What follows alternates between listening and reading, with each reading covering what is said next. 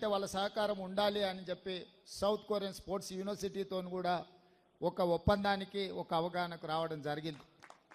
అందులో భాగంగానే ఈ వేదిక మీద నుంచి సగర్వంగా ప్రకటిస్తున్న మీ అందరి ఆలోచనలను దృష్టిలో పెట్టుకొని యంగ్ ఇండియా స్పోర్ట్స్ యూనివర్సిటీని తెలంగాణ రాష్ట్రంలో నెక్స్ట్ అకాడమిక్ ఇయర్లో స్టార్ట్ చేసి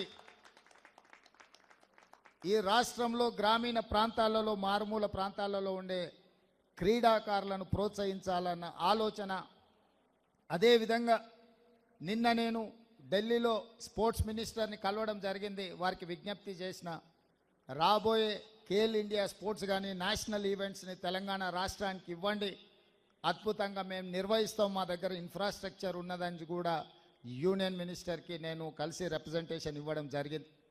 ఇదే కాకుండా 2036లో ఒలింపిక్ గేమ్స్ని ఇండియా ఆర్గనైజ్ చేయాలని ప్రధానమంత్రి గారు ఏదైతే ఆలోచన చేస్తున్నారో ఆ ఒలింపిక్ గేమ్స్ని హైదరాబాద్ వేదికగా మేము నిర్వహిస్తాము, తెలంగాణ రాష్ట్రానికి అవకాశం ఇవ్వండి, ఇంటర్నేషనల్ స్టాండర్డ్ స్టేడియంస్ని అన్నిటిని కూడా ఇన్ఫ్రాస్ట్రక్చర్ తెలంగాణ రాష్ట్ర ప్రభుత్వం క్రియేట్ చేస్తుంది, తెలంగాణ రాష్ట్ర ప్రభుత్వం ఆ వసతులను అన్నిటిని కూడా ఇప్పటి నుంచే ప్రణాళికబద్ధంగా అభివృద్ధి చేస్తామని చెప్పి మేము వారికి చెప్పడం జరిగింది.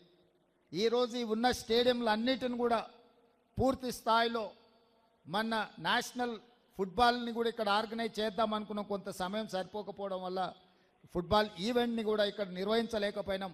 తొందరలో ఈ దేశంలో జరిగే ఏ క్రీడలైనా ఇంక్లూడింగ్ క్రికెట్తో పాటు మిగతా క్రీడల్ని తెలంగాణ రాష్ట్రం నుంచే, ముఖ్యంగా గచ్చిబౌలి ప్రాంతం నుంచే నిర్వహించాలన్న ఆలోచన రాష్ట్ర ప్రభుత్వం చేస్తున్నది. ఈరోజు మీరందరూ వేలాది మందిగా ఈ కార్యక్రమంలో పాల్గొని తెలంగాణ రాష్ట్రం క్రీడలకు వేదికగా మారడానికి మీ అందరి భాగస్వామ్యం అవసరం. తప్పకుండా